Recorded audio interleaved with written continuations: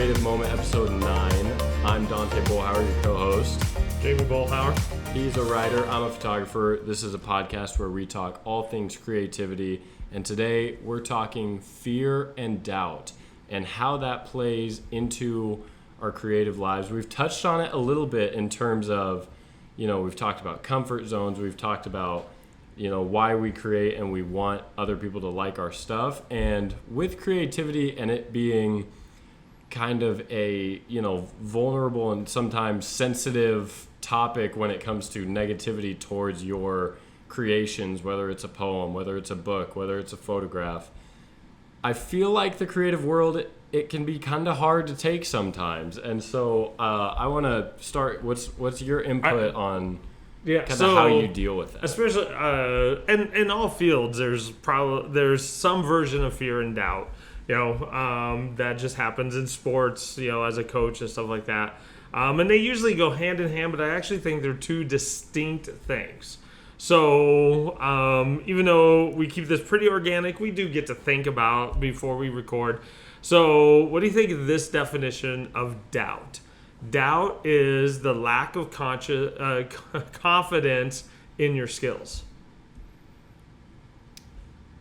I would agree. Yeah, lack of confidence, lack of your feeling that you can accomplish or fulfill the duties or the need, the emotion, whatever, creatively. Yes, I would agree. Okay, so when have you felt doubt, and how have you kind of dealt with it? And story time if needed. Yeah, so this is kind of, I experience a lot of self-doubt. I probably too much, but before just about every shoot, I get pretty nervous. And I just start thinking, like, am I really qualified to do this? Like, I've had a couple parents, not in like a doubtful way, but they've just like, oh, you're younger than I thought you would be because they don't know me or whatever. And I'm like, that just unintentionally instills doubt in me. Like, maybe, like, am I qualified for this? Do I have the necessary tools in my toolbox to be able to fulfill these people's needs on why they hired me?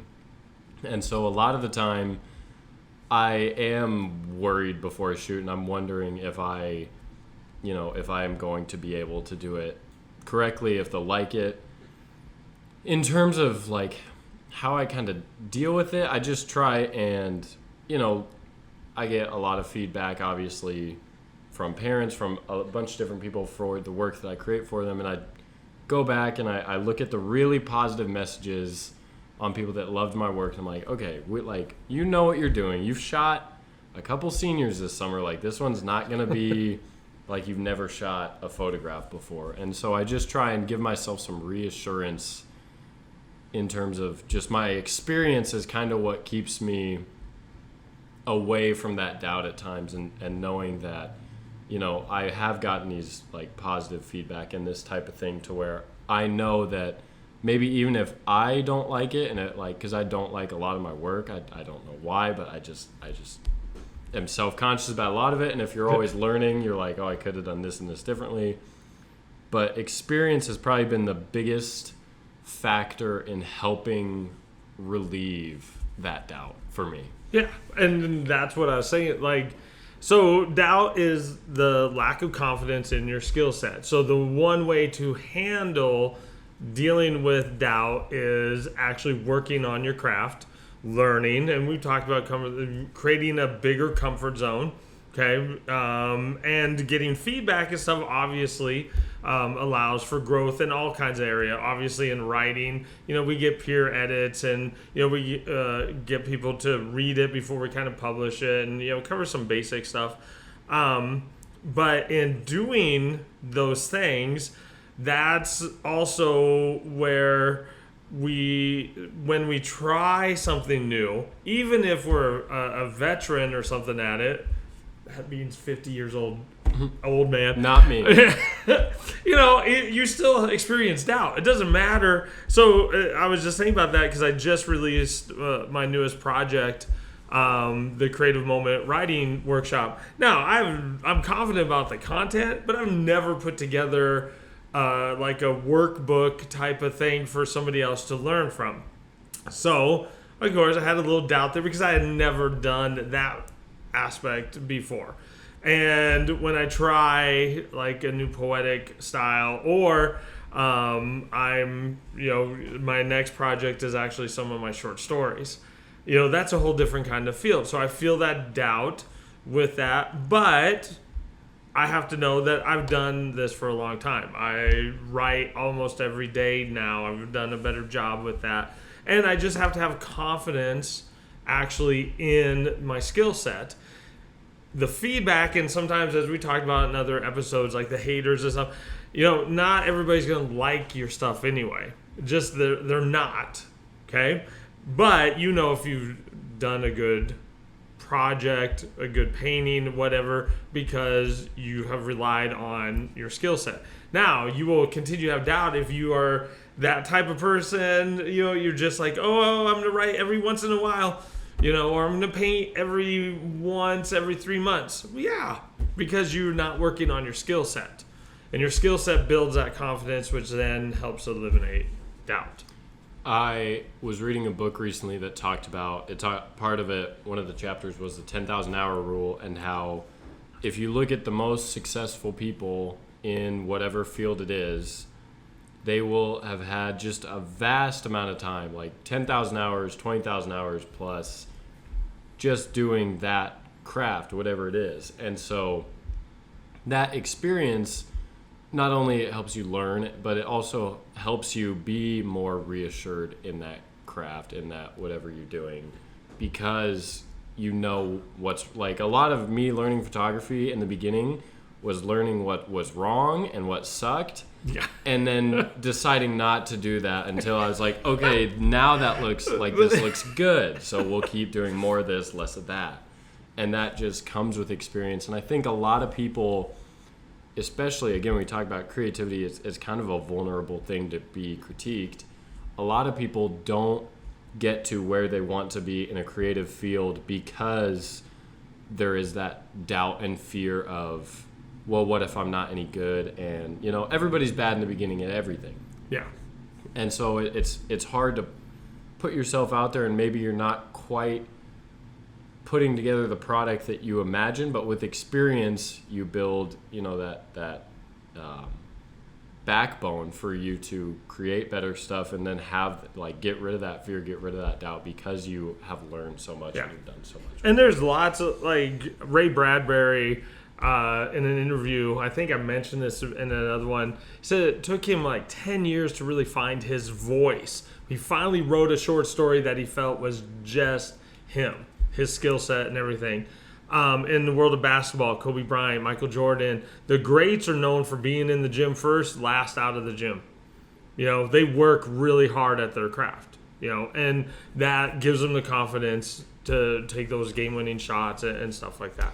And I kind of want to get your input on this. So we are in very much of a society now where everything is broadcast. Everything you're doing can get out onto the world forever on the internet. And so again, going back to that fear and doubt of being new at something, if you fail, or if you do, like, if I get a negative review on, like, Facebook or whatever, like, that's there forever, and everybody can see that forever. And so if I post a bad photo on my photo account, it doesn't do very well, like, that's public for the entire world to see. And that's something that I think a lot of people do struggle with, is if I mess up, there's a good chance that it's blasted all over, and it's open to the eyes of the world to critique. And that's where I think it really, really helps to just be, confident in yourself, and know that, yes, creativity is subjective.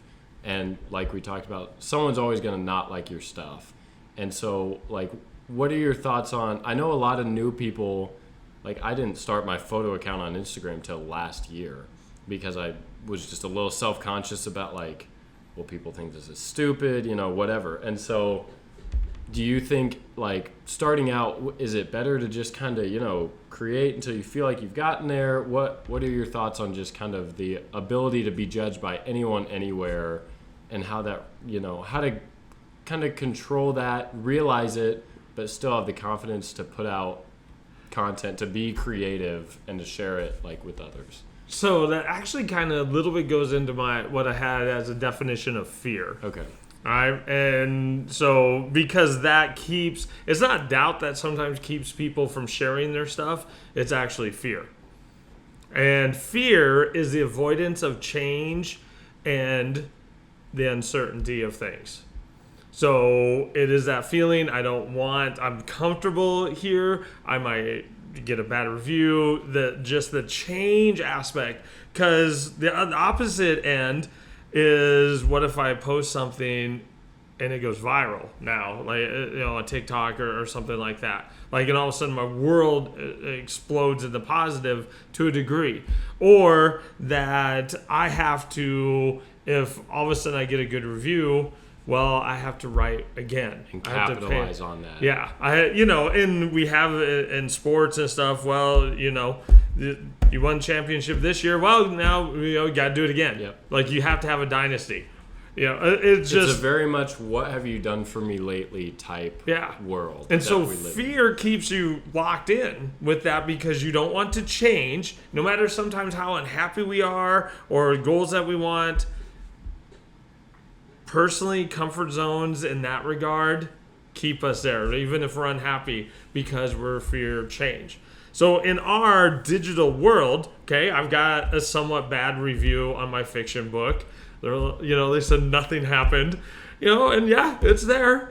But it also buffers against, there's other people who have given it, good reviews. And you have to be okay. And this is probably the hardest, deepest aspect of the creative life of anything, is you have to be okay with pain.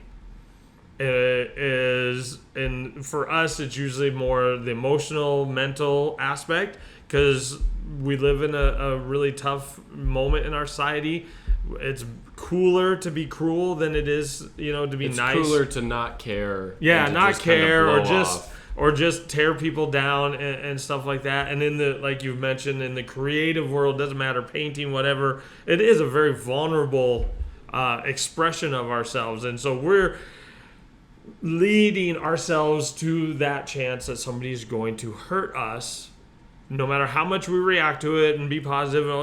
No, it hurts. And that's what fear is, avoidance of that. So the hard part of battling that is, one, truly understanding the reality. If you're somebody new in your craft, you have to kind of fail. You have to kind of make a bad poem, take a bad photograph, paint an apple that ends up looking like a pear, whatever. Like, you have to know that that's the learning process. You have to know that here. Then the hard part, I think, emotionally, is that you have to still have an open heart. And I hate to say this, but you kind of have to have a little bit of a shield around it and understand that Cookie Monster 1717, who left a bad review on your work, is somebody who just didn't like it. But you know what? They actually looked at it, read it, whatever. They actually consumed your art, and they were moved enough to actually leave a comment. Whatever that motivation was. Because our content on social media stuff gets a lot more views and stuff like that with no reaction. So It's a weird positive if you think about it. The impressions on your post, whatever they are, will always be, like, my engagement rate on my Twitter, I think, is like 5%. So 5% of the people that on average see my tweet will interact with it, whether it's positive or negative. That's a very small percentage that, again, you said were moved, cared enough, or something happened in them enough to interact, however, with that piece of content. Yeah. And so, yeah, I very much struggle with, this flows a little bit into our hater episode, but very much struggle with negative, like, kind of feedback, because one, freelancing is unstable. You get kind of a bad reputation or like a bad referral, then things can go downhill pretty quick. There's no real stability to it. But two, I always kind of overthink it and think, like, is that actually bad? Like, am I? It kind of goes probably a little deeper than it should. I probably don't have as good of a shield around it as I should because, that's just me. Like, I kind of take things to heart and try to analyze them. Like, why didn't they like this? Like, why didn't they appreciate this? And so it's definitely something that's hard to overcome. And so what would be your go-to way to kind of counteract that? You talked about understanding it, I like that, but so part of it, because you've already mentioned, and I'm not saying that bad reviews and comment stuff don't hurt me, but I've gained enough experience. I've done a lot of different things, and I kind of just now kind of take it with a grain of salt to a degree. Okay, it still inflicts pain, and I still have fear sometimes as I try to do this. So let me flip it in that regard, because you do have to understand it. In a way, you fight fear actually with your mind, and you kind of protect your heart. Think about basketball. Think about all the parents we've experienced, all the trash talking on the court and stuff like that. And then think about how comfortable you were as a player your senior year. All that stuff was still there. Oh my gosh, we saw some crazy parents during summer league. But you know what? You still went out. But think about the experience you had as a player as compared to the amount of experience you've had as an artist now, as a photographer. It's nowhere close yet. And I'd hate to say that you just have to let time do its job a little bit. But if you are in your craft and you are strengthening your skills, you fight doubt, and you gain more experience, which then lends you to the knowledge that you're doing good things, you will get a lot of positive feedback, but you're going to get some of that negative. But you have to look at it and okay, and still move them in some form or fashion, because engagement, especially on social media, any engagement is actually something spurred them. So there is something there that got that. And you just have to kind of let them go, or if you do, like Gary Vee, hit them back with some positivity and let it be, whatever. Time helps with fear, but also in this case of understanding what's going on and being honest with yourself. Because if you're only writing a poem every month, one poem a month, or only taking a photograph or drawing a picture, it's like the 10,000 hour thing where it's going to take you that much longer to get to that point of 10,000 hours if you do one a month versus you sit down for 10 minutes, 30 minutes every day. By the end of that week, you have, 4 hours or whatever built up, where if you write one a month, then there's 3 weeks out of those 4 that you don't have any time put into it. Yeah. And so you won't gain that experience that helps you with that reassurance of, okay, I can do this. This is good, because you're just not putting in the time to have that experience. Yeah. And so, experience is obviously huge in helping fear, doubt, that type of thing. I think another thing that really helps just kind of give perspective is LeBron James has probably more haters than more haters than we ever will combine. Yeah. And he's an amazing basketball player. He's regarded as one of the best players in the world, and he has people that seriously do not like him and spend way too much time thinking about how much they hate him. Yeah. And so, if there's someone that can be that good at something and have millions of people not like him, then you're probably this case where you have a negative feedback is not unique to you. It doesn't mean you're bad. Because this person doesn't like LeBron James doesn't mean LeBron James is a bad basketball player. No. And so just to kind of take a step back, get some perspective, and know that, everybody in this world will go through fear and doubt because of outside factors. But at the end of the day, the only way to really get through that and come out on the other side better for it is to not let fear and doubt stop you from creating. Yeah. Doubt is confidence in your skills. So build those skills. Learn. We've talked on that a number of times, whether it's reading or watching videos. Like, you learn, you strengthen those skills. And then you have to be ready for change, and you have to be ready for the uncertainty of what will happen.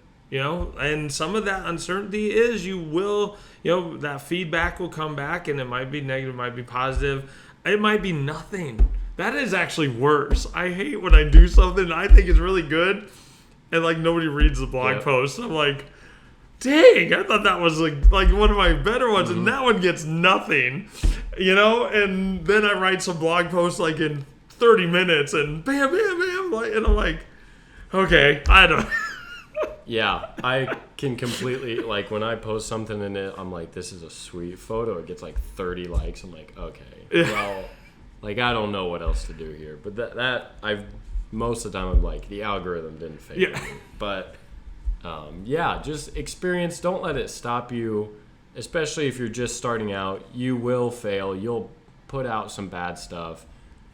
Once you push through that and you gain that experience, you push through like people that don't like your stuff, that self-doubt, it turns out you'll look back and you'll say, okay, I know I'm better than I was back then. And now I know, okay, I am getting better. I can see the progression. I can see how I crafted this poem, how I conveyed this idea, and I'm getting better. And that is really, I mean, we all have fear and doubt every day in our lives. But if you let it stop you, that's ultimately the only way that it can kind of take over and win that battle. Yeah.